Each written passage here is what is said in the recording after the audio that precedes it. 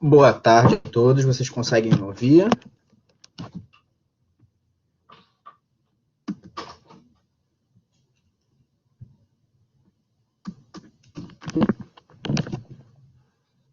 Perfeito. Então, sim. Boa tarde a todos, galera. Eu me chamo Breno, eu sou consultor de orientação profissional do IBMR e agora serei o apresentador dessa próxima hora e a gente vai falar um pouco sobre segurança privada e segurança pública. Já aproveitando esse momento, antes de qualquer coisa, reforço com vocês novamente o nosso Instagram, @programa orienta IBMR, se você estiver no Rio de Janeiro, e programa orienta Uniriter e programa orienta FADERGS, se você estiver em Porto Alegre e região.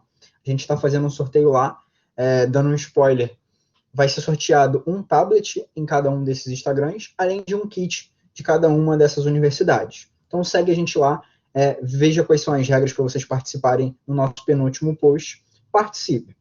E aí, deixando também aberto para vocês o nosso chat, qualquer dúvida que vocês tiverem durante esse nosso bate-papo, vocês podem colocando as dúvidas de vocês no chat, que a gente vai fazendo também para os nossos convidados. E por falar em convidados, hoje, novamente, para falar sobre segurança privada e segurança pública, eu recebo aqui a professora da FADERGS, Letícia Grenzana, e o professor da Uniriter, Vinícius Filipin. Olá, tudo bem?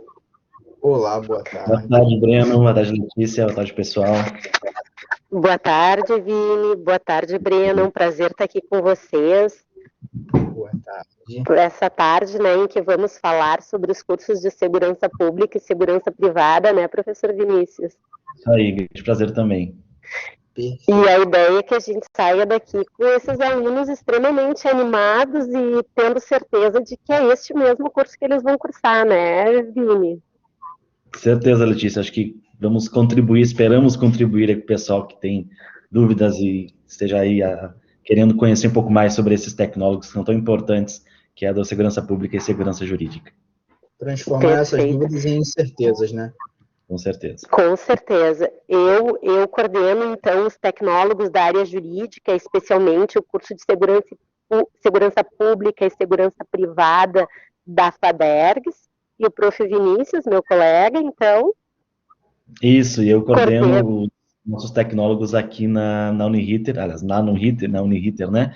Dentre os quais temos, então, esses dois tecnólogos, que é o nosso destaque aqui do evento de hoje, que é o tecnólogo CST em Segurança Pública e o CST em Segurança Privada, né? Já adiantando que se tratam de cursos distintos, né? Não é o mesmo curso, cada um deles tem o seu currículo, tem a duração acaba sendo até igual, né, prof. Letícia, mas são cursos distintos e que aí hoje a gente vai, até para fins de organização, a professora Letícia ela vai falar do que se relaciona com o CST de segurança privada, e eu vou falar do que é de segurança pública, acho que até para o pessoal também não confundir um com o outro aí, né, sempre associa a prof. Letícia o que ela for falar à segurança privada e o que eu for falar ao CST de segurança pública, certo?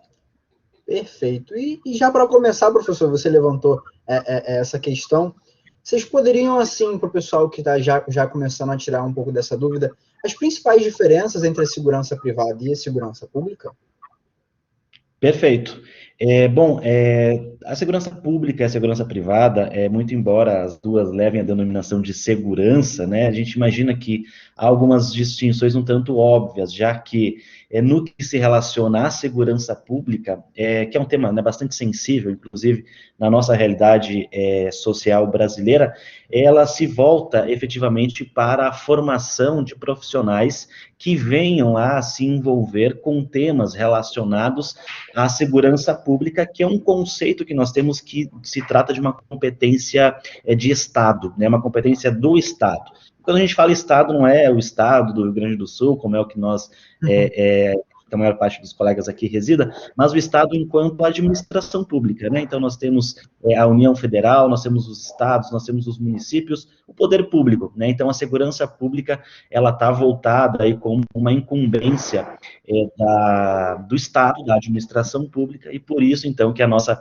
caracterização aqui, ela se dará mais pelos órgãos públicos, né, pelas entidades públicas que são responsáveis pela segurança pública, como são as nossas polícias, né, como são os agentes ou os órgãos que tratam do sistema penitenciário, então é voltado para o âmbito público, para o âmbito do Estado. Aí já a segurança privada, para a Letícia aí, pode explicar um pouquinho Então, mais. consequentemente, a diferença, então, que nem o prof. Vinícius já alertou, é que na segurança privada, o segmento, então, é efetivamente no ramo privado.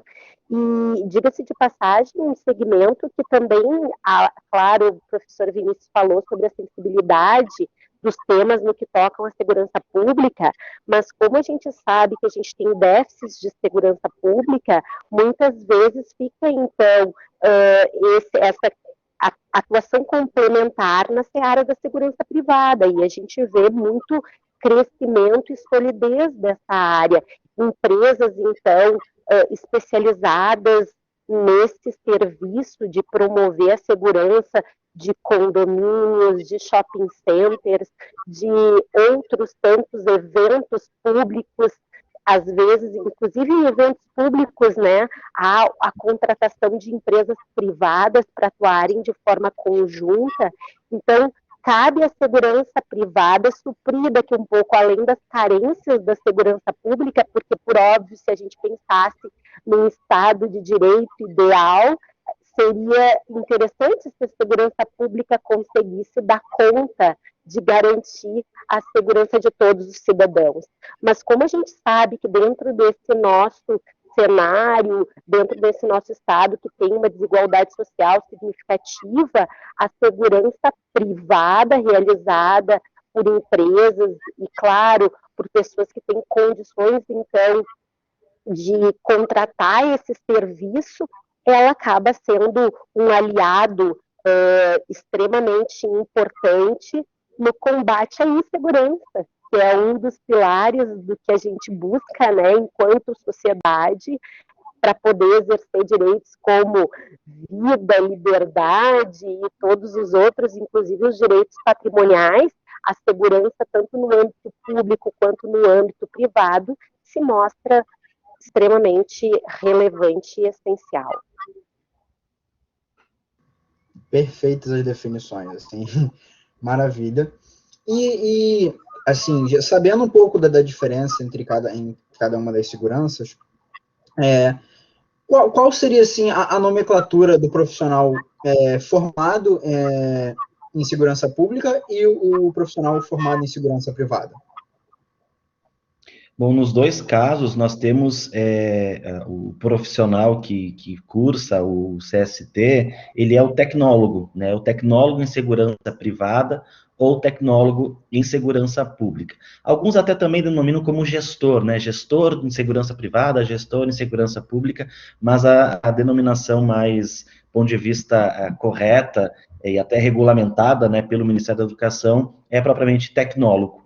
E até é um ponto importante que o Breno coloca da nomenclatura, e que também gostaria de fazer uma distinção, que surgem muitas dúvidas sobre o que é um tecnólogo, né? Qual é a atribuição do tecnólogo, qual é a sua classificação, digamos assim, dentro dos estudos e do ensino superior brasileiro.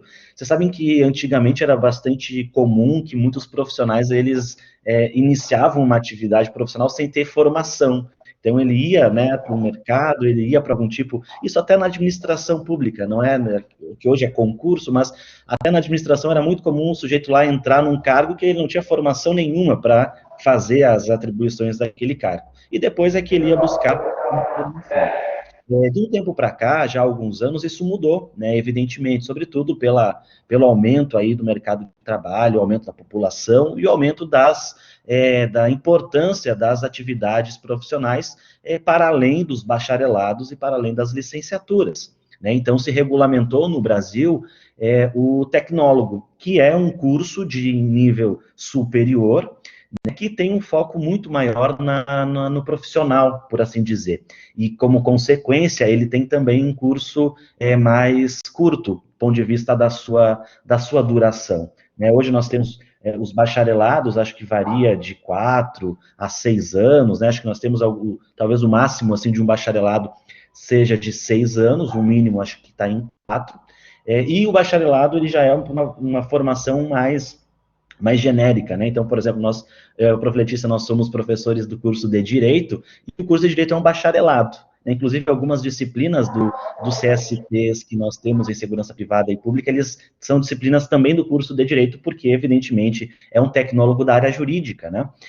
Mas, além do bacharelado, nós temos também as licenciaturas, que aí são mais para a formação de educadores, e um terceiro nível de nível superior, e os três, né, não há hierarquia entre eles, mas a terceira e mais recente, então, denominação é o tecnólogo, que nada mais é do que um profissional de nível superior que cursa um curso superior em tecnologia, que cursa um CST. E aí, no caso dos nossos aqui, é a segurança pública e a segurança privada.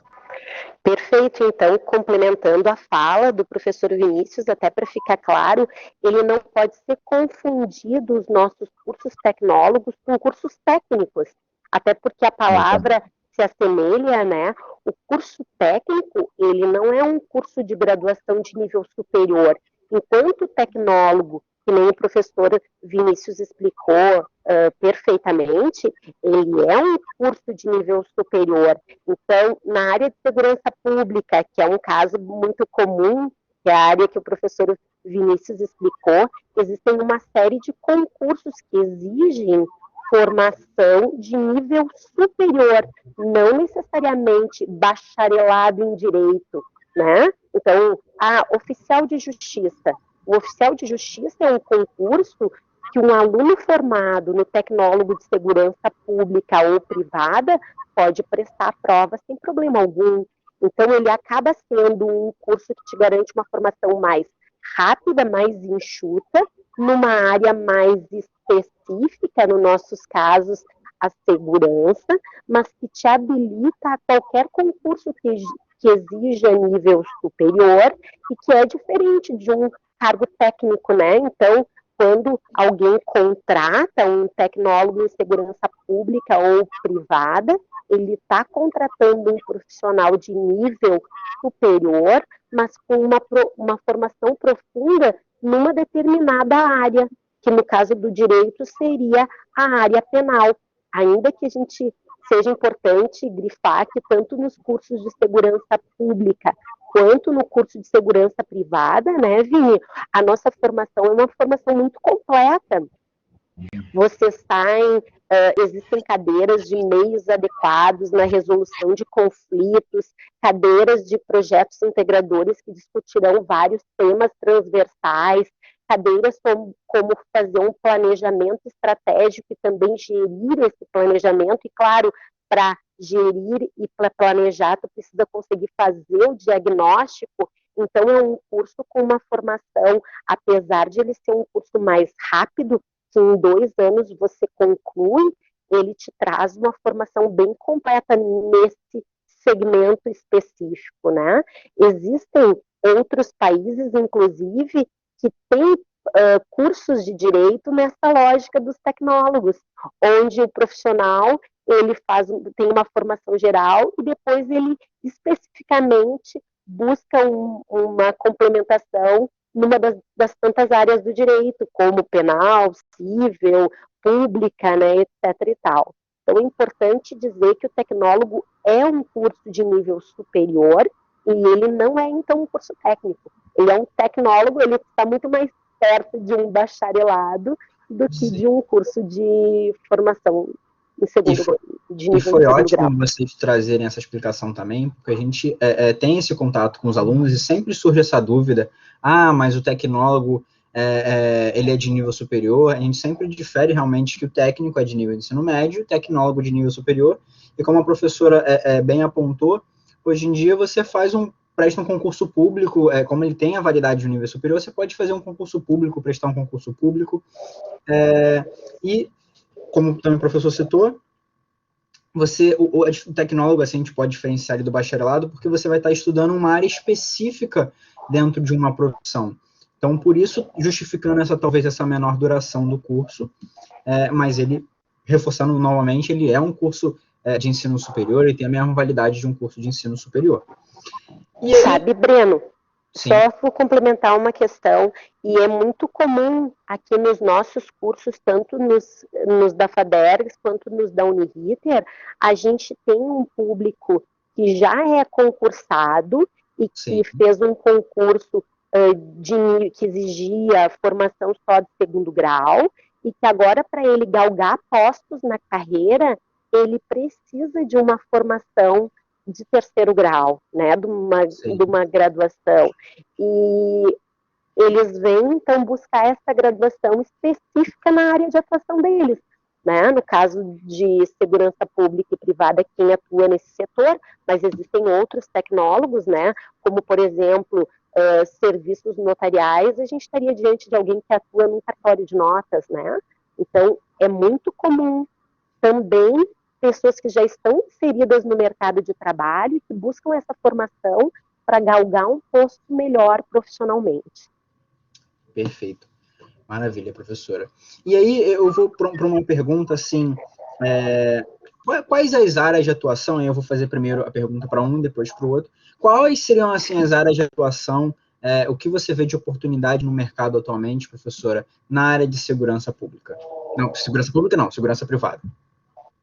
Tá, então, eu entendo que essa área é uma área que cresce justamente por conta desse problema social que a gente enfrenta e que o nosso país Sim. tem, é a nossa realidade. Então, a gente vê inúmeras empresas que atuam nesse segmento crescendo e precisando de profissionais qualificados para compor, então, o seu quadro de colaboradores. Então, me parece que por exemplo, uma área sempre expansão. Agora a gente poderia pegar esse exemplo desse momento da pandemia, que várias pessoas perderam seus empregos, né, foram desligadas das suas atividades, mas isso a gente não viu acontecer no setor de segurança, né? Então a gente vê que questões como de tecnologia, é um setor em expansão. Às vezes a gente discute a manutenção dos profissionais do direito, né, que eles terão que se reinventar a partir do surgimento da tecnologia, mas eu vejo que a segurança pública e a segurança privada será sempre indispensável. Então, como segurança pública, num modelo de Estado ideal, a gente não precisaria, mas não é a nossa realidade, me parece que a gente tem um campo de atuação aqui para a segurança privada gigantesco, né? Em todo e qualquer setor que tu queira garantir, então, a proteção da vida, a proteção da integridade física e, inclusive, a proteção dos bens, tu vai ter a segurança privada envolvida para auxiliar nesse processo, né, e permitir que as pessoas se desenvolvam.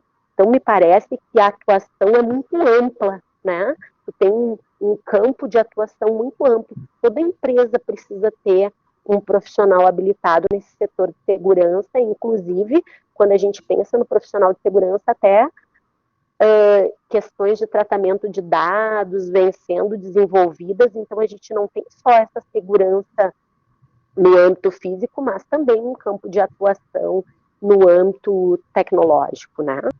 Então me parece que sim, que é um segmento em expansão e que dificilmente vai ser algo que a gente vai poder prescindir um dia da segurança privada. Bom seria se a gente pudesse um dia prescindir desse segmento da profissão. Pensar talvez nessa utopia de não ter mais essa necessidade, né? Exatamente.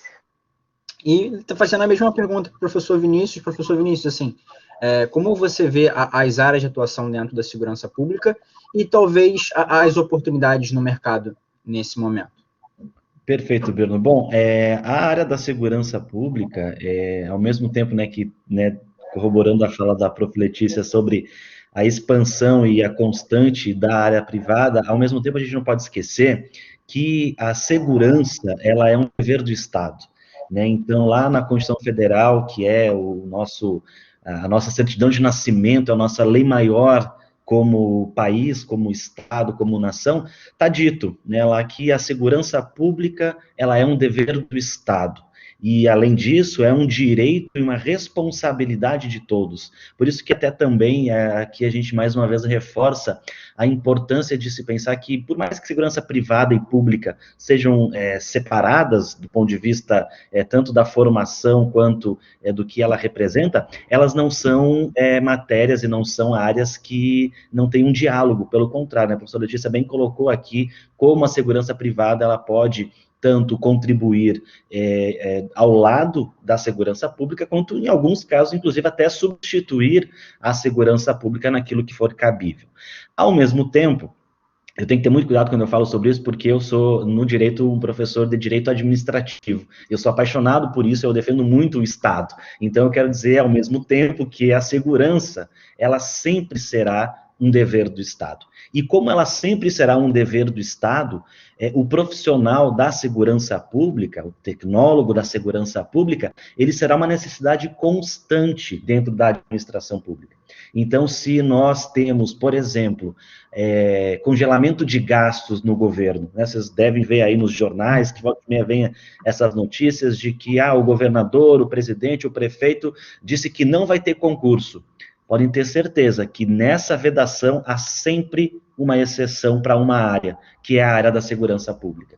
Então, o profissional da segurança pública que vai participar, que vai contribuir, que vai atuar na formulação de políticas públicas voltadas à área da segurança, que vai atuar também no âmbito da administração pública, tanto na segurança preventiva, quanto na segurança que já combate, então, a criminalidade, na segurança investigativa, que realiza, por exemplo, a Polícia Civil. Então, é um profissional e é uma área que nunca deixará de existir, posso afirmar com muita certeza, não só, claro, aí do ponto de vista sociológico, porque, infelizmente, vivemos aí crescentes de criminalidade, mas também porque, mesmo que nós possamos viver naquela imagem lá que tem as pessoas com um leão no colo, sabe, aquela coisa tocando violino e open bar o tempo inteiro, ainda assim haverá ali de se ter segurança do Estado. Então, é um cargo, é uma área que nunca deixará de ter oportunidade, porque os concursos públicos, eles sempre existem, os cargos públicos voltados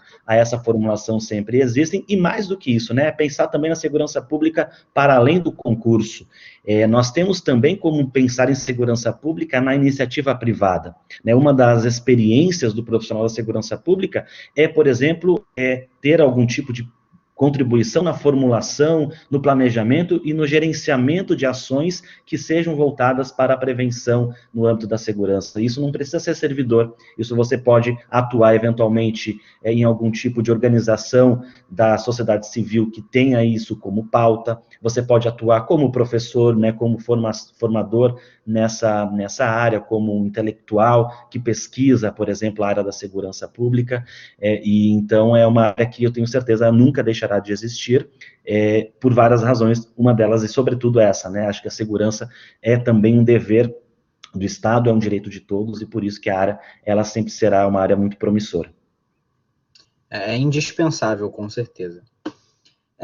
A professora tinha levantado um ponto também interessante, que era uma pergunta que eu gostaria de fazer para vocês.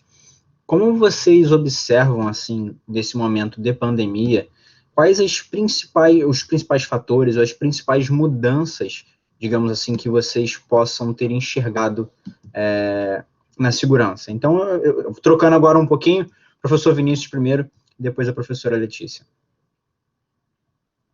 Perfeito. Na área da segurança, a pandemia ela nos trouxe algumas consequências e acho que quem vive, todos nós aqui vivemos e ainda estamos passando pela pandemia, percebe sobremaneira, porque segurança pública, ela é mais do que um serviço essencial, naquela classificação que nós estamos aí habituados a saber do abre e fecha, Acho que em nenhum momento, aquela até virou meme, no início da pandemia, um comunicado do governo federal de que a partir do dia ia estar liberado praticar crime. É claro que isso é uma grande piada, é algo que é constitucionalmente vedado, inclusive as atividades policiais, elas sequer têm direito de exercer o direito de greve, não se pode fazer nem greve.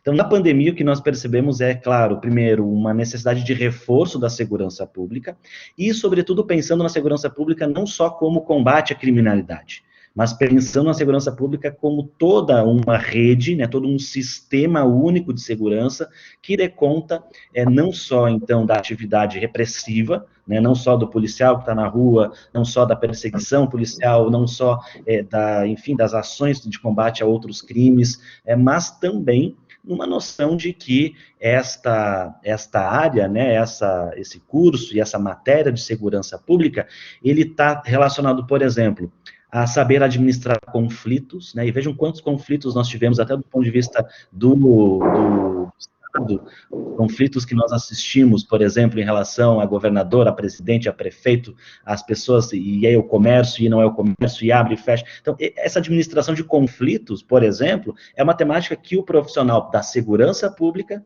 ele é habilitado. Ele é habilitado a saber administrar. Ele é habilitado a ter, inclusive, como proposta da sua atividade, a resolução adequada dos conflitos. Então, isso na pandemia também nós tivemos como algo que teve de ser chamado pessoas competentes e pessoas da área, porque foi um serviço que, mais do que essencial, ele é um serviço típico de Estado. Então, a segurança pública nem entra nessa classificação de serviço essencial, porque ela é uma função típica de Estado, e por isso que ela, sobremaneira em períodos assim como pandemia, ela fica ainda mais relevante. Perfeito.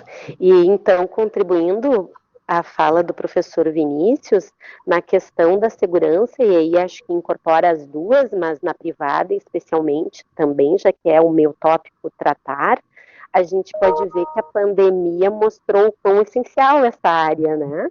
Porque não houve paralisação dessa modalidade de serviço, que nem a gente disse, assim como não houve no público, no privado a gente também não houve nenhum decreto em que dissesse que os seguranças, por exemplo, que realizam a segurança dos bancos, toda vez que o estabelecimento, né, abriu, houve a atividade, então, da parte de segurança. Os condomínios que tem portaria, então, que tem todo esse setor de segurança, tudo que envolve esse setor por trás, né, porque não é simplesmente a gente vê a pessoa lá, é atividade fim, é onde está na ponta, mas a gente não enxerga toda essa movimentação relacionada à segurança que foi necessário, que mostrou que é um segmento que é imprescindível na sociedade. E eu digo, inclusive, quando o professor Vinícius comentou sobre a questão das resoluções de conflitos que tem, que é um campo que se desenvolve tanto na segurança pública quanto na segurança privada. A segurança privada, ela também tem uma disciplina que a gente... Alô? Eu que caí? Eu estou te ouvindo. Ah, então que bom. Então, na segurança privada, a gente também tem uma disciplina que trata sobre primeiros socorros.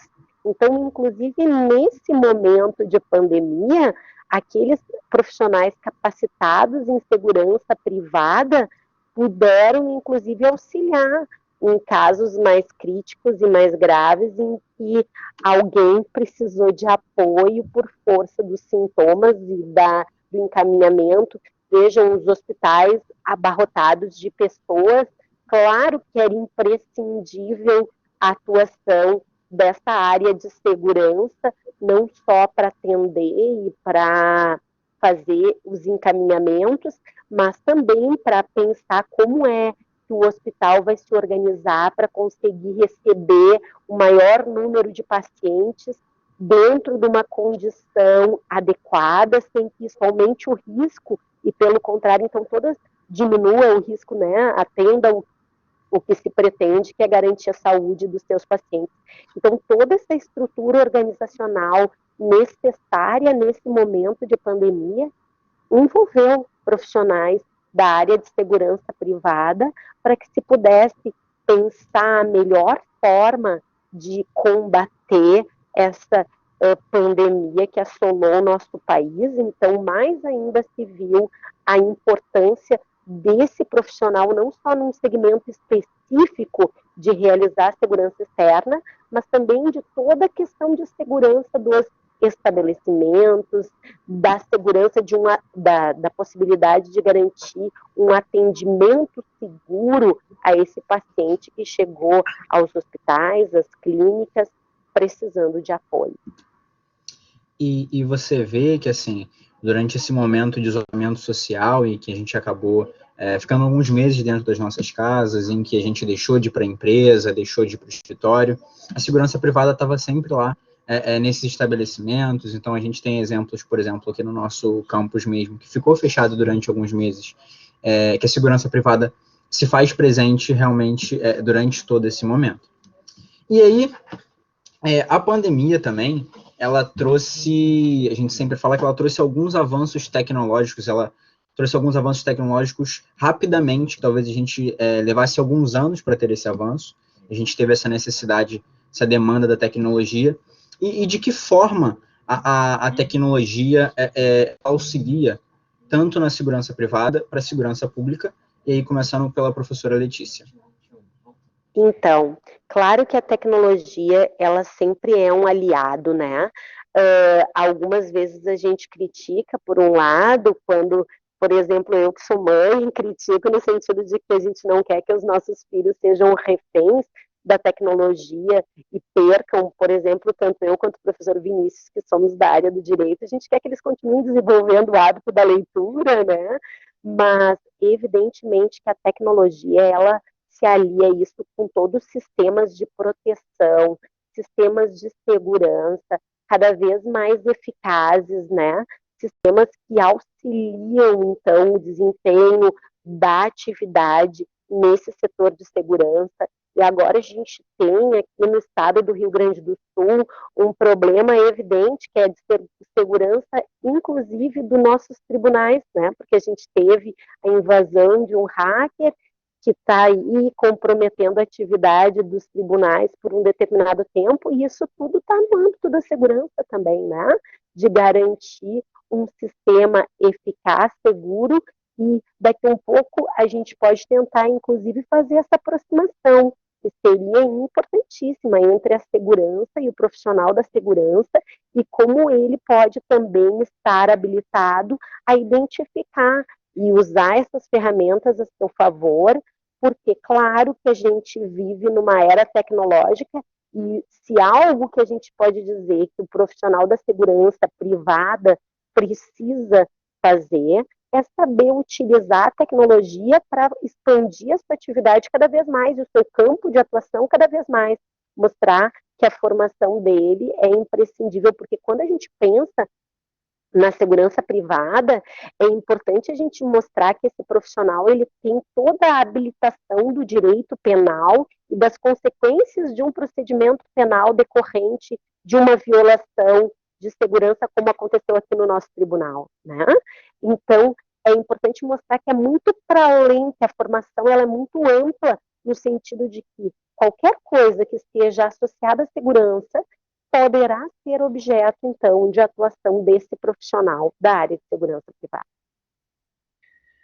Perfeito. Bom, e na área da segurança pública, a tecnologia ela é mais do que uma possibilidade, né? Ela se mostra uma necessidade por diversos fatores. Primeiro, claro, ela sempre é complexa e crescente da criminalidade, e também, mas sobretudo, acredito eu, também sobre a complexa atividade da administração pública em relação aos vários segmentos que lidam com segurança pública, né? Vejam que nós temos dentro do nosso Estado, falo Estado enquanto país, nós temos diversos órgãos que tratam de segurança pública, né, que são responsáveis pela segurança pública. Vocês seguramente conhecem todos eles, né? Então a gente fala de Polícia Federal, Polícia Rodoviária Federal, Polícia Ferroviária Federal, as polícias civis, as polícias militares, corpos de bombeiros, que são também militares, polícias penais, que são aqueles que administram e cuidam também dos presídios. Enfim, a atividade de segurança pública é muito complexa. E quanto mais complexo se trata a atividade, mais me parece necessário contar com o apoio da tecnologia. Então, nesse assunto de tecnologia e segurança pública, nós temos, eu pelo menos vejo duas situações. A primeira situação é a situação da possibilidade. O que é possível incrementar na segurança pública com a tecnologia? A resposta, ela é muito interessante, né? A gente tem diversas experiências, sobretudo no exterior, mas algumas também aqui no Brasil, de como a tecnologia ela auxiliou, né, na formulação e na implementação, sobretudo, de políticas públicas, como, por exemplo, a partir da inteligência artificial, da integração dos dados, da análise de reconhecimento facial, então todas aquelas coisas, né, que a gente vê assim nos filmes, de você pensar, nossa, isso é muito Black Mirror. De fato, na segurança pública é onde isso começa. Né? Então, reconhecimento facial em aeroportos, como é algo que está bastante implementado pela Polícia Federal em alguns aeroportos brasileiros, controle de tráfego a partir das câmeras de vigilância, né? Isso é muito crescente, inclusive, só para fazer um adendo, eu estou, por acaso, na minha cidade natal, estou na casa da minha mãe, é uma cidade de 6 mil habitantes, sou eu e mais a vizinha aqui do lado, praticamente a população, e hoje eu dei conta que na rótula principal da cidade tem 3 câmeras de monitoramento. Essas 3 câmeras de monitoramento na rótula de uma cidade de 6 mil habitantes é um exemplo de como a tecnologia pode auxiliar na segurança pública do município aqui do interior. Esse é um ponto, é o ponto da possibilidade, né? Então, a gente tem aí diversas maneiras de contar com a tecnologia para contribuir e para auxiliar a atividade humana que é realizada pelo profissional, pelo tecnólogo em segurança pública e também pelas autoridades responsáveis. Outro ponto, e isso também é um ponto interessante, ainda apesar de lamentável, é interessante, é que nós ainda estamos muito atrasados no Brasil em relação a essa temática. A gente tem, então, um grande potencial, porém, nós temos diversos problemas ainda, né? Uma baixa adesão dos órgãos de segurança pública aos itens de tecnologia, por diversos fatores, um tanto pelo sucateamento também de alguns órgãos públicos, não por eles, mas pela decisão de autoridades públicas, mas também por uma ausência de integração, né? A gente tem diversos aí especialistas em segurança pública de bar, digamos assim, que tem diversas ideias mirabolantes sobre, nossa, como é que você deixa um sujeito fugir, como é que ele que está, por exemplo, é um foragido da polícia, ele consegue criar um RG, ele vai lá no Tudo Fácil, cria um RG, tira a foto dele, ele vai no aeroporto, ele viaja, como é que não tem um sistema que conecte tudo isso?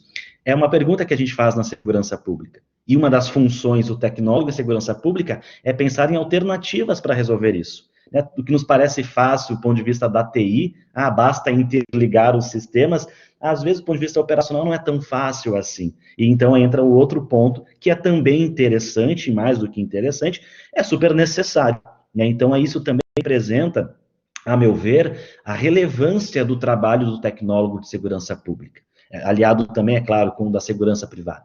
É entender que ele é protagonista, inclusive, desse direito, nessa busca desse direito de todos, que é dever do Estado, que é a segurança. Né? Então, com essa ideia da tecnologia que está super atrelada, nós temos, ao mesmo tempo, grandes promessas, pelo desenvolvimento da tecnologia. Hoje se fala, né, que os dados, eles representam um novo petróleo, né? Hoje dados valem mais que petróleo, e a Letícia cita aí um exemplo agora do tribunal em que houve um pedido aí de resgate na casa dos milhões de dólares, né? Então isso é muito valioso, os dados são muito valiosos, e ao mesmo tempo que nós temos esse ponto interessante, o pessoal que gosta de tecnologia, então, vai ficar ainda mais interessado, mas nós temos também um grande desafio no Brasil, que é implementar, que é, né, fazer essa integração, e aí o profissional tecnólogo também participa dessas formulações. Agora, quando o professor Vinícius falava, eu me lembrei também da tecnologia utilizada para as tornozeleiras eletrônicas, né? Os presos que agora ficam, então, sendo controlados, digamos Sim. assim, através de uma ferramenta eletrônica que diz se eles estão ou não dentro do perímetro, se eles estão ou não violando, né, as regras de eventual condicional que eles tenham. Inclusive agora no período de pandemia, para diminuir o abarrotamento do sistema penitenciário, alguns presos foram então liberados para voltar para casa, utilizando, né, a tornozeleira eletrônica. Então vejam como uma ferramenta que é, que nem o professor Vinícius falou, incipiente, né, o nosso início da nossa evolução tecnológica, e o quanto ela já contribui para a solução de uma série de problemas vivenciados. Sim, o professor Vinícius citou até um exemplo, eu lembrei bem assim. Eu gosto muito de um programa que, eu me esqueci agora o canal que passa, que é aquele programa Aeroportos, que é o controle dos vindos do exterior, que é a gravação de como a Polícia Federal age, como a Receita Federal age, e é muito isso que ele falou. Mostra muitas cenas do controle já daquela situação através das câmeras. Então, aquelas pessoas que estão agindo de alguma maneira estranha, que tem algum comportamento estranho, eles já conseguem capturar a imagem dessa pessoa no aeroporto, para quando ela chega para o momento em que ela está passando pela Polícia Federal, ela já está sendo vista muito antes. Então, assim, a tecnologia já ajuda em toda essa gestão, esse controle exatamente dessa situação. E aí, acho que a pergunta que todo mundo gosta também, os alunos gostariam de fazer, acho que é uma pergunta que sempre surgem muitas dúvidas: qual seria, assim, a remuneração média, tanto para a segurança pública como para a segurança privada, começando pela professora. Então, essa pergunta é uma pergunta muito difícil, Bem porque ela abrangente, né? também é muito abrangente. Eu posso dizer para vocês que alguns empreendedores da área de segurança privada são não dá nem para falar a remuneração deles Tem aqui, bastante né? sucesso, digamos assim. Tem muito sucesso, digamos assim, certamente qualquer carreira pública que a gente pense, o salário deles é N vezes maior, né? Então, por isso que eu diria assim que na segurança privada você tem existem profissionais com salário pequeno e outros com salários milionários, né? Vai depender do quão empreendedor, o quão corajoso, o quão determinado ele for. E acho que isso tem muita relação com a própria expressão iniciativa privada, né? Porque nós, eu e o professor Vinícius, que somos advogados, a nossa remuneração também não é possível de precisar. Se a gente, o salário de um advogado pode ser de R$2.000, assim como ele pode ganhar por mês mais de milhões de reais. E aí entra de novo na questão de segurança, né? Porque os advogados da área penal agora, nem estou falando dos crimes contra a vida, eu falo dos crimes tributários, né? São certamente nesses processos em que a gente vê acontecer do sistema político, são remunerados de forma significativa. Então, eu diria que para a segurança privada o céu é o limite, vai depender de como esse profissional vai atuar e o quanto ele vai se dedicar a essa área, né? Que é uma área que tem espaço para se desenvolver e para gerar riqueza em níveis muito bons. Perfeito. Aqui no ponto de vista da segurança pública também, aqui no interior o pessoal fala vareia, né? Vareia muito vareia de onde você está. Já na segurança pública, isso vai depender, claro que na maior parte das vezes o profissional da segurança pública, ele é um profissional que a gente chama de agente público, né? Ele é um servidor público, então ele trabalha na administração pública. E na administração pública nós temos aí a variação de remunerações, sempre a partir tanto da complexidade dos cargos, quanto eventualmente ao estado da federação em que ele se encontra, né? Então, vamos pensar num cargo de policial penal ou de agente penitenciário.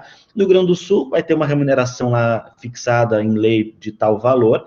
Hoje, acredito eu, que ela comece dentro do total não menos do que 6 ou 7 mil reais, né, o subsídio de um agente penitenciário, e pode terminar num valor de 15, 16, 17 mil reais para mais, eventualmente, a partir da sua progressão. Já em outros estados, isso é um pouco mais, ou um pouco menos, né? Então, São Paulo, por exemplo, que é um estado também caríssimo de custo de vida, a remuneração de um servidor público é sempre maior do que no Rio Grande do Sul, assim como acontece no Distrito Federal, no Rio de Janeiro, são outros estados mais caros do ponto de vista do custo de vida, então, portanto, varia bastante. Ao mesmo tempo, nós temos aí, então, uma limitação, que essa eu posso afirmar, né, no caso da segurança pública, quando o sujeito é servidor público, ele não vai andar de jatinho, como na segurança privada, o dono da empresa pode ter jatinho. Eu conheço um, inclusive, que anda na segurança privada.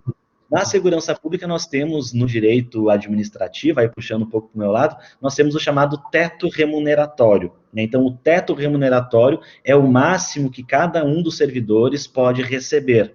No ponto de vista dos concursos federais, nós temos um teto que é o subsídio do ministro do STF.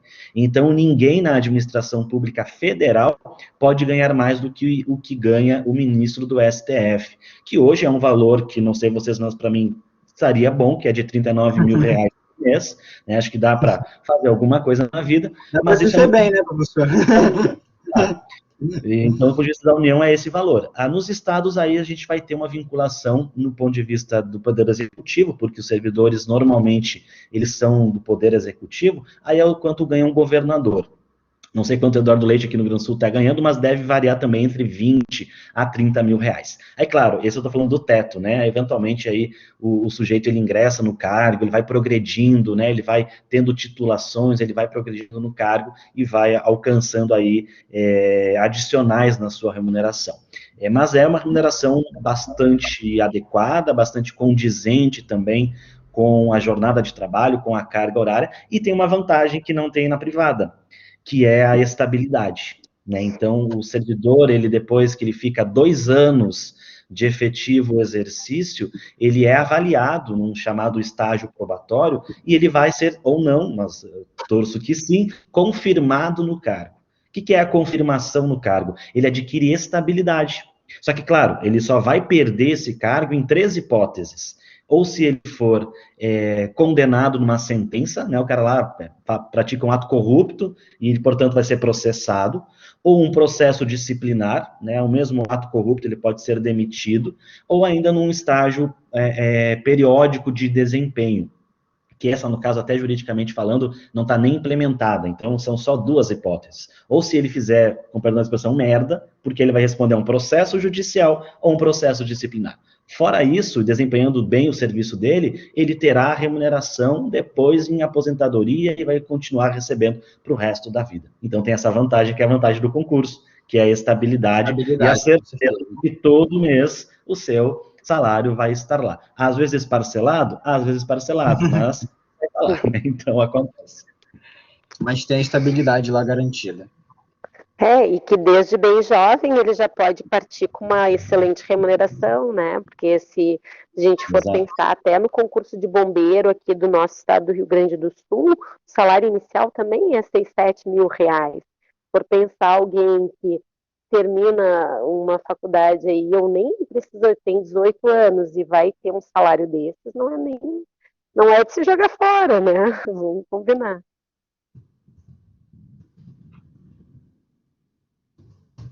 Não, perfeito, assim, eu já fiquei super interessado em ambas as seguranças, depois dessa fala, então, do professor Vinícius, a gente sempre tem um momento final, que a gente faz 4 perguntas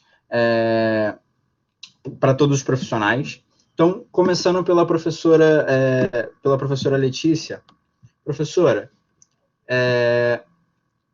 qual é a sua primeira lembrança como profissional da segurança? Proteção. Se tu fosse me perguntar uma primeira palavra que eu te dissesse quando eu penso em segurança, é em proteção, né? No sentido bem amplo da palavra. Tá, perfeito. É bem nesse formato mesmo de bate-bola. Então, professor Vinícius, um meme da segurança. Hoje cortou, desculpa, cortou para mim. Um meme da segurança pública? Um meme da segurança pública. Caramba, segurança pública bem para sair agora a gente tem um meme, alguns memes, né, sobre tanta atividade que infelizmente não funciona muito bem na segurança pública. Caramba, Eu vou falar uma expressão que é uma expressão até que o povo usa de brincadeira e que talvez esteja relacionada ao esteja preso. Né? Então, assim, quando a gente fala esteja preso, é a noção de que a segurança pública está funcionando, alguém está sendo preso. Né? Então, claro que devidamente, né? Não só nem do penal, mas é um dever aí também do Estado que seja, do ponto de vista penal, algo respeitado. Mas esteja preso, acho que é o meme da segurança pública. Perfeito. E professora Letícia, o que parece mentira, mas é verdade na segurança? Que parece mentira, mas é verdade.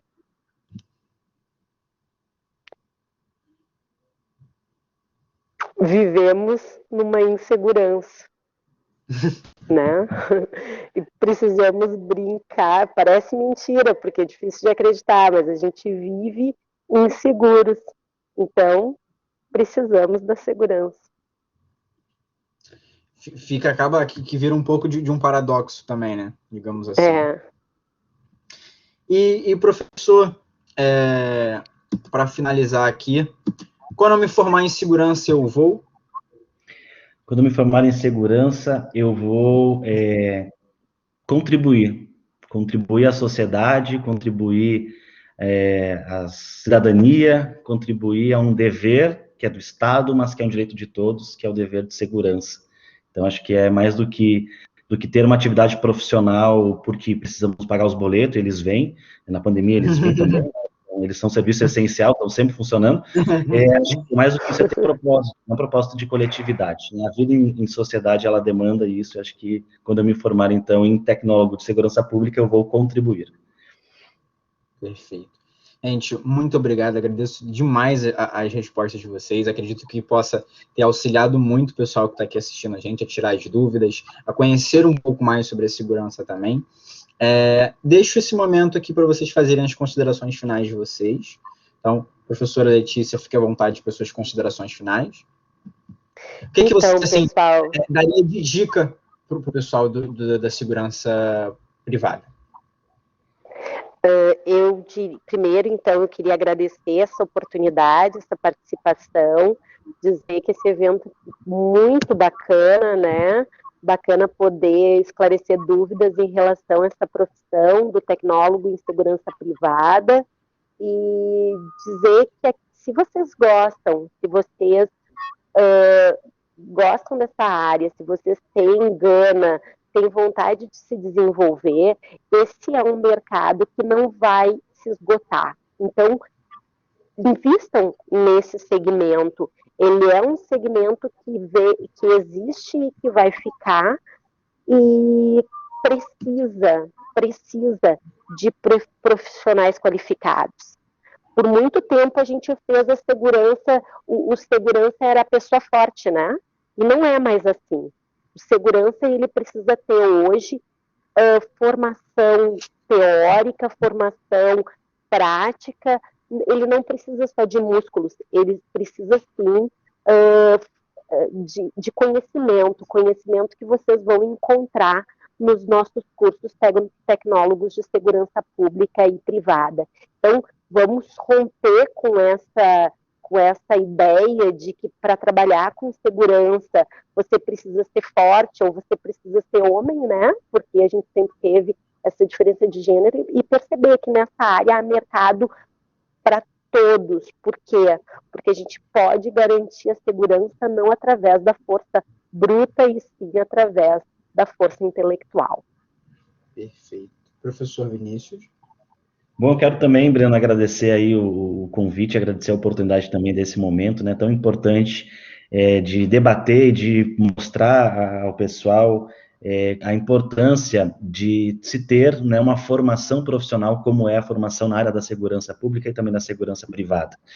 Em relação à segurança pública, né, foi o ponto que eu me debrucei aqui no nosso encontro, eu quero dizer que acho que há um dever, né, assim como há também um direito, há um dever de que todos nós, enquanto cidadãos, todos nós, enquanto pessoas, nós temos de cuidar da segurança e temos que entender também a segurança não só como do ponto de vista repressivo, A segurança não é só o policial correndo atrás do bandido. Pelo contrário, falar em segurança, falar em políticas públicas adequadas de segurança, que não sejam políticas públicas que segreguem, que não sejam políticas públicas que matem pessoas, pelo fato que se mate ou que o Estado não legitime também a dizimação de povos, é falar também de qualidade de vida, é falar também de direitos humanos e fundamentais, e é falar também de vida em sociedade. Então, eu acho que o profissional da política da segurança pública, ele tem mais do que um trabalho,